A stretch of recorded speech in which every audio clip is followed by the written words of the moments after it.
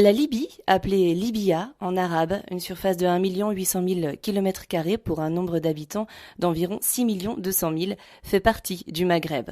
Au nord de ce pays, il y a la mer Méditerranée et elle est entourée, en partant du nord-ouest vers l'est, de la Tunisie, l'Algérie, le Niger, le Tchad, le Soudan et enfin l'Égypte. La langue principale de la Libye est l'arabe et la religion l'islam.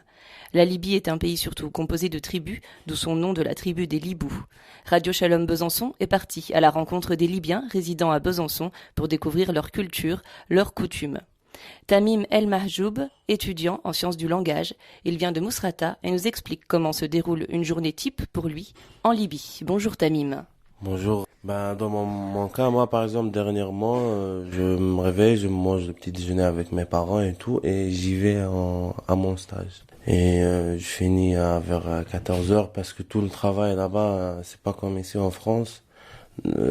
À 14 heures, tout le monde finit, tout le monde rentre chez lui, donc on se retrouve avec mon père et ma mère et mes deux frères, et on mange le déjeuner, on raconte notre matinée. Après de l'après-midi, c'est consacré à la visite de la famille, aller visiter sa grand-mère. Par exemple, moi, j'y vais visiter ma grand-mère tous les jours. Je vais voir mes oncles. Après, le soir, ça va être toujours au café avec des amis. Surtout, je trouve la différence entre la Libye et la France, c'est les liens qu'il y a entre la famille et l'amitié. Et il n'y a pas chacun qui vit de son côté, en fait, comme ici. Il y a tout le monde qui est attaché, en fait, à l'autre, quoi. Quand tu dis que le soir vous allez au café, Ouais. est-ce que ce sont des bars comme ici? Non, pas du tout, pas des bars, parce que tout ce qui est bar, boîte de nuit, alcool, ça n'existe pas en Libye, c'est juste dans le marché noir, on va dire. Mais bon, les cafés là-bas, c'est café typique, on va dire libyen. Il y a de la terrasse, bien sûr. Il y a que du café, du thé, des jus de fruits. Et voilà, il y a des télés partout, en fait, pour les matchs de foot. Et après, on peut jouer des jeux de cartes ou on peut juste parler entre amis, quoi. Des fois, on se retrouve, on va dire, à 20 heures du soir et on sait pas, on regarde l'heure, il est 1 heure du mat. Tellement, on a beaucoup de choses à raconter. Et surtout, il y a, dans la plupart des cafés, il y a la chicha aussi. On trouve de tous les âges. Des jeunes, des vieux, des personnes âgées, pardon. Et est-ce que tu peux nous expliquer la différence qu'il y a entre la ville de Mousrata, dans laquelle tu vis, donc ta région, et le reste de la Libye? Est-ce que tu as noté des différences? Pour moi, y a pas autant de différence. Ça reste le même pays, donc on va dire, entre guillemets, presque la même culture. Les mêmes traditions, parce qu'après la tradition, ça dépend de chaque ville. Par exemple, eux, ils font un mariage d'une semaine, mais les autres, cette ville, ils font un mariage de 3 jours. Après, je pense la plus grande différence qu'il y a, c'est entre Tripoli et les autres villes, parce que Tripoli, on peut dire, c'est une capitale, ça vient de partout. Chacun fait sa vie de son côté, en fait. Mais c'est la vision que j'ai, moi, sur ce sujet. Merci beaucoup, Tamim. Merci à vous. Salem Gamour, jeune Libyen de la ville de Besançon. Il est boxeur et danseur breakdance. Bonjour Salem. Bonjour, Alors, qu'est-ce que tu fais comme activité à Besançon? j'ai 12 ans ici en Besançon. Je fais breakdance et je suis dans la 8% champion de Franche-Comté et je suis le premier de Besançon. Je fais la boxe anglaise aussi avec Morad Hakkar. En Libye, on a changé le chanton de Bob Marley, donc on change en arabe. انكرتي قلبي واختفتي وتاني مرة أنا مش ناسيه انكرتي قلتي ما ريتي وأنا متأكد إني ريتك تبدلتي معي الخطوات مش عيب تقولي حبيتك درت في الحب حكايات واستر استر استر يا رب وانا غالي استر استر استر يا ربنا غالي انساني ويا لا لا ويا لا لا يا لا لا لي ويا لا لا ويا لا لا يا لا لا لي وخليك في عذابك ليش الحيرة ولو تعرفي قيمين حكاية كبيرة ويا لا لا ويا لا لا يا لا لا لي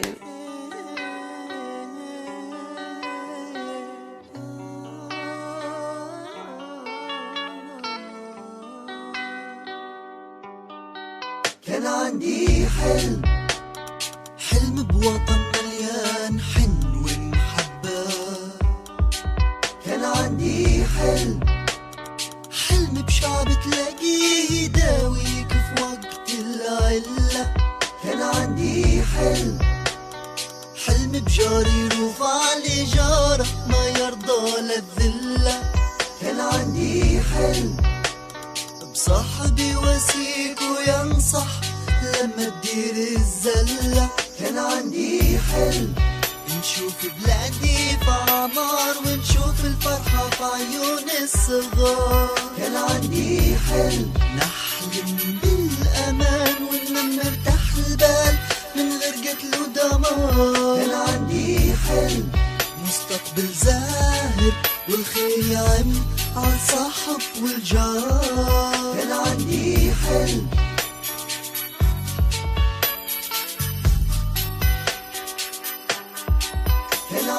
حلم بوطن مليان حن ومحبة. كان عندي حلم بشعب تلاقيه يداويك في وقت العلة. كان عندي حلم بجاري يرفع لي جارة ما يرضى للذلة.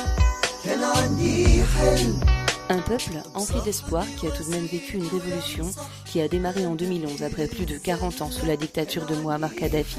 Beaucoup de Libyens ont dû fuir le pays car ils ont participé à cette révolution et les pro-kadhafistes les menaçaient de mort comme cet artiste Oshki qui a chanté au sujet de la révolution. Un peuple qui a souffert. Ce titre d'Oshki, I Had a Dream, raconte qu'il rêve que sa ville connaisse la paix et l'amour d'un peuple qui s'aide et se soutient et de voir la reconstruction de son pays. Je monte les escaliers de l'immeuble dans lequel réside Madame Nahed Jamour et donc j'arrive devant sa porte. Voilà, je viens de sonner. Nous allons donc entrer dans son appartement. J'espère qu'elle est là, parce qu'elle n'ouvre pas. Voilà, on va attendre un petit peu. Ah, je crois qu'il y a quelqu'un. Bonjour, Madame Jamour, ici Marie, Radio Shalom, Besançon. Enchantée. Voilà, je viens rendre visite aux Libyens qui résident à Besançon. Okay. Donc j'ai entendu parler de vous. Merci. Alors, on va peut-être fermer la porte. Est-ce que vous acceptez que je reste un petit peu chez vous pour Bien parler sûr. de la Libye? Avec plaisir, il n'y a pas de souci. Voilà, l'accueil chaleureux libyen, traditionnel. Merci beaucoup. Alors, j'ai vu que vous aviez mis un petit peu de temps à ouvrir la porte. Est-ce qu'il y a une raison particulière? Si quelqu'un sonne, je regarde d'abord et après, si une femme, il n'y a pas de souci, j'ouvre. Sinon, je vais mettre le voile et après, j'ouvre la porte. D'accord, ok, c'est pour ça. Je me demandais, je me disais peut-être qu'elle n'est pas là. Non, je suis toujours là, samedi. Alors, je découvre votre appartement avec un très joli tapis, très jolie décoration. C'est accueillant. Et il est midi, est-ce que vous avez fait quelque chose à manger? Bien sûr, parce qu'en fait, moi, samedi, dimanche, je suis toujours à la maison. Et mon fils, il mange chez nous. Donc, je suis obligée de préparer quelque chose typiquement libyen. Les jours, là, dans la semaine, quoi, je cuisine pas, en fait, parce que mon fils, il mange à la cantine. Donc là, j'ai préparé du riz, mélangé avec des épices. J'ai fait une sorte de sauce avec le foie d'agneau, un peu de viande, avec des épices, ail, oignons, et des épices spéciales libyens. Donc, il n'y a pas grand-chose aujourd'hui. Il fait chaud, donc voilà, on mange quelque chose d'un peu léger. D'accord, je vais venir voir votre plat. Je peux entrer dans votre cuisine? Bien sûr, pas de souci, allez-y. Donc, effectivement, voilà, on découvre. Ah, vous avez mis des olives aussi? Oui, j'aime bien, moi, mettre les olives dans les sauces. Comme j'ai vécu un peu au Maroc, et j'aime bien, en fait, d'olives dans les sauces, avec les poulets et tout. C'est pour ça, moi, j'aime bien, en fait, les olives. J'ai rajouté ça, moi, à ma cuisine. Il y a des herbes quand vous voyez, pardon. Je peux manger avec vous à midi, ça vous dérange pas? Pas du tout. Chez nous, en Libye, toujours, on fait plus de quantité, on imagine. C'est-à-dire, on prépare quelque chose pour les visiteurs. S'il y a quelqu'un qui vient comme ça, sans rendez-vous, chez nous, c'est normal, quoi. Si, par exemple, des cousins, des cousines, ils viennent à midi, ils mangent avec nous.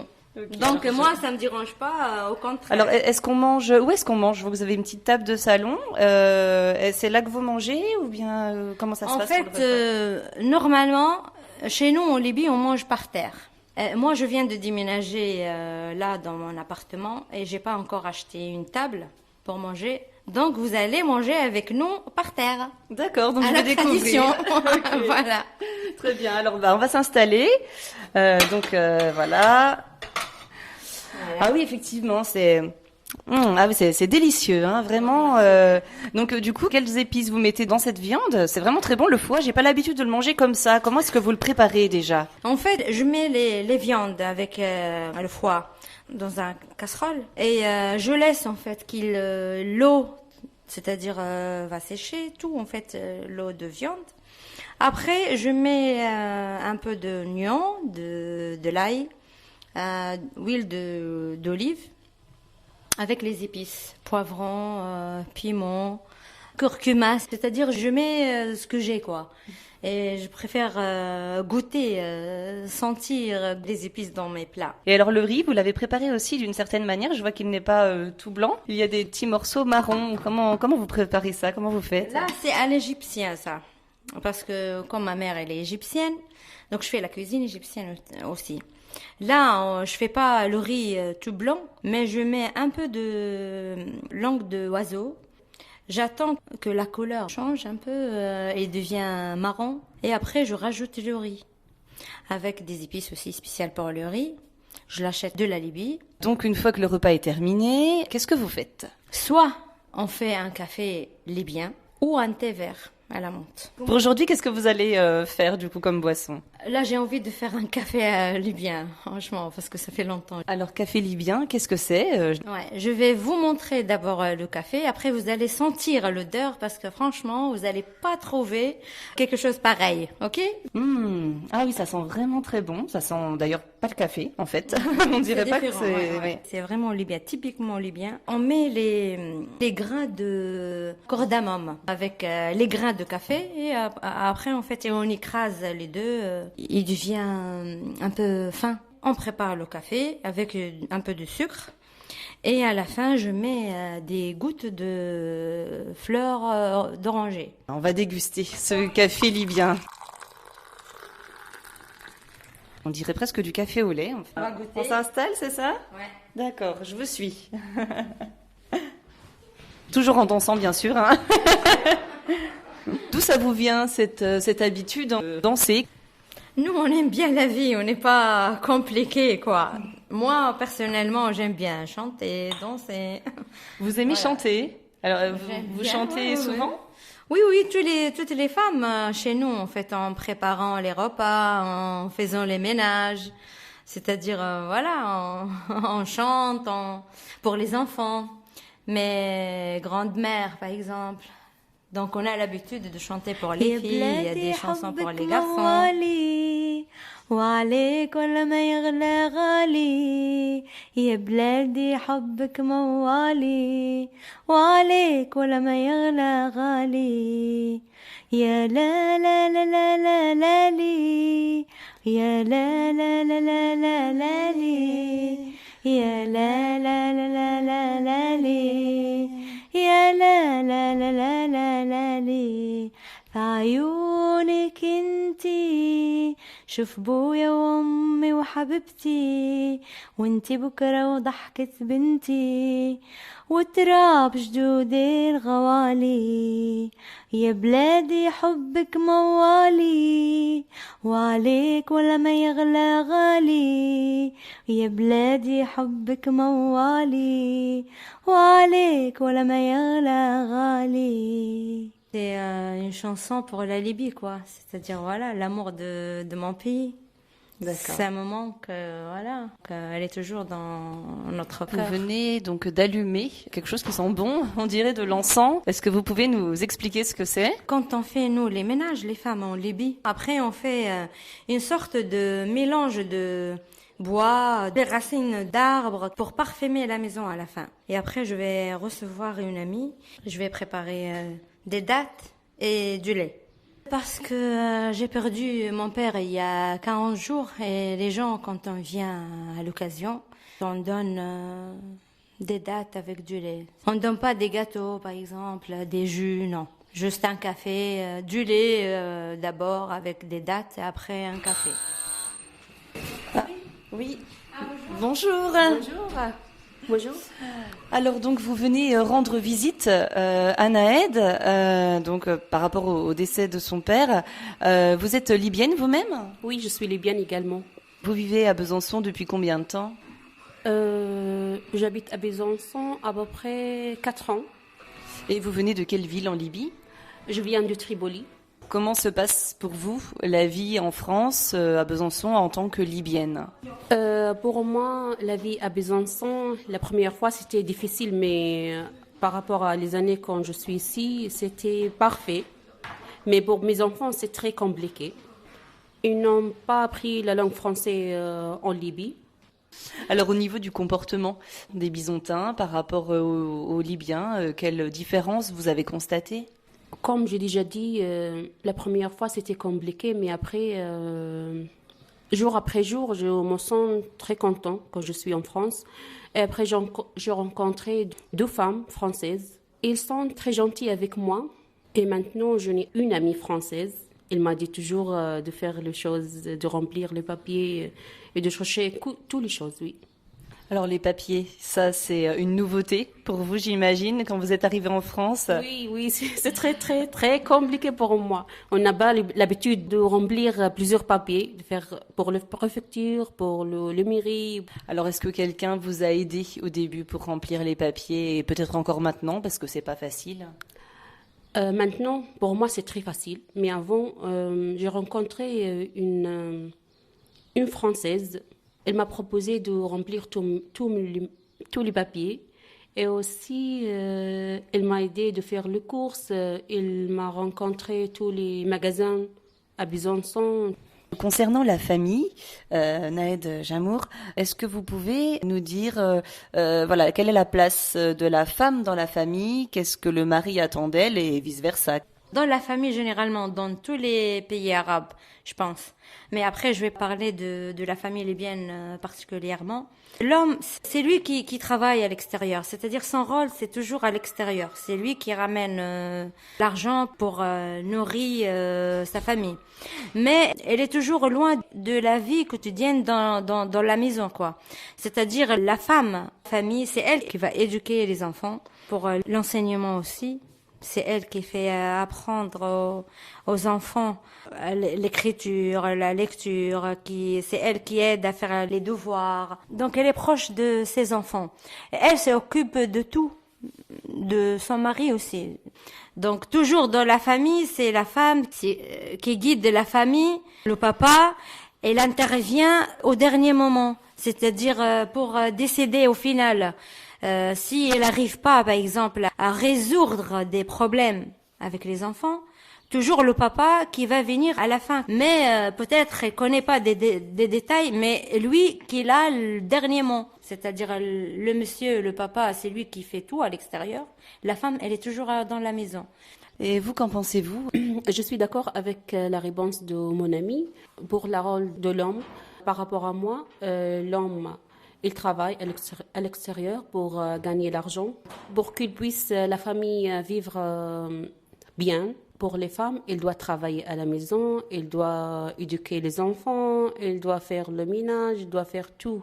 Je peux dire par rapport à moi, mon situation personnelle, quand j'étais en Libye, je dois rester à la maison. Mais quand je suis en France, mon situation était changée. Mon mari, il reste à la maison. On fait le contraire. Mon mari, il reste à la maison. Moi, je fais tout à l'extérieur et à l'intérieur. Mon mari, il fait rien. On peut dire ça. Je éduque mes enfants. Je dois préparer le repas et je dois faire beaucoup de choses. Avec mon présence en France, je suis tellement fatiguée.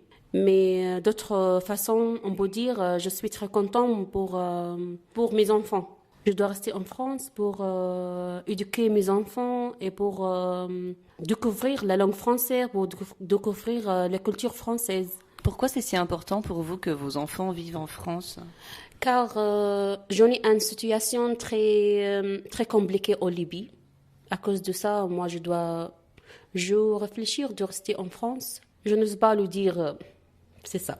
Parce qu'en fait, par rapport à notre situation après la révolution en Libye, on cherche en fait de trouver des bonnes conditions pour élever nos enfants. Là-bas, c'est dangereux pour eux, en fait, par rapport à l'enseignement, à la vie quotidienne, tout en fait. C'est trop compliqué, tout a changé. Autant de parents, quoi. On cherche toujours le mieux pour nos enfants. On était tranquille en Libye, on a vécu de belles vies. Mais là, pour nos enfants, c'est dommage. C'est très triste. Et ici, en France, nos enfants, ils ont plus de chances de vivre en sécurité, avoir bon enseignement. Alors justement, vous avez un fils, comment s'appelle-t-il? Anas, Il a quel âge? il a 12 ans. Est-ce que vous pouvez l'appeler? Anas, oui, viens. Anas, bonjour.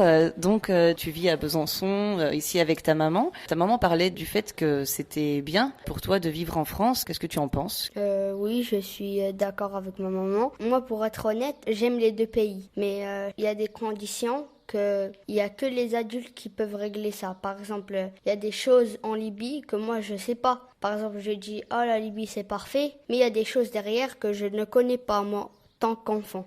J'aime bien la France parce que on a la liberté de s'exprimer, pas comme en Libye. Ma scolarité est en France, mes amis. J'ai vécu en France plus de temps qu'en Libye. Et moi, j'aime bien les deux. Tu parles de tes amis en France. C'est quoi la différence pour toi entre les amis en France et les amis en Libye? En Libye, il n'y a pas d'amis, c'est ta famille, tes amis. Par exemple, moi, j'ai 18 cousins. Et voilà. Ça fait beaucoup, ouais. C'est mes amis là-bas, voilà. Ici, tu as l'impression que tes amis deviennent ta famille? Non. C'est juste des amis simples, voilà. Et quand tu vas en Libye, par exemple, il y a des enfants qui jouent dans le même quartier que toi? Oui, mais en fait, là-bas, les enfants qui sortent dans le quartier, c'est très mal vu, en fait. Pour jouer, t'as la terrasse de chez toi, où tu joues avec ta famille, tes cousins et tout, dans le petit jardin en bas. Tu retournes de temps en temps en Libye pour voir comment ta famille? Se passe la prière? Comment vous Merci beaucoup, Anas. On a 5 fois dans la journée. Sobah le matin, à Dhuhr, midi et quelques. L'après-midi à l'Asr, le coucher de soleil, le Maghreb. Et à la fin, vers 11h, c'est l'Aïcha, dernière prière. Ça dure 10 minutes. On lit des sourates de Coran. Avant chaque prière, je dois faire al-wudu. Laver mes mains, la bouche, le nez, le visage, la tête. Dans chaque maison, on a un petit tapis pour la prière particulier. On doit faire la prière sur un endroit propre. Je mets en fait des vêtements particuliers pour Salah, pour la prière. Je couvre mon corps, mes cheveux. Je me prépare pour faire la prière. J'oublie tout. J'éteins par exemple la télé, si elle est allumée. Je dois rester dans un coin tranquille.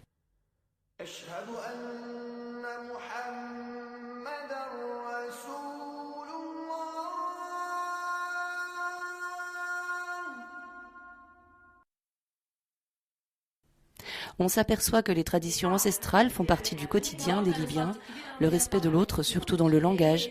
Les mots employés ne sont pas choisis au hasard. La religion y est très présente également, un accueil chaleureux et une vie basée sur des fondements, mais aussi un lien fort à la musique et à la danse. Merci beaucoup pour ce moment chez vous. De rien, vous êtes la bienvenue et c'était vraiment un moment très agréable en parlant de mon pays, de notre tradition. Merci bien.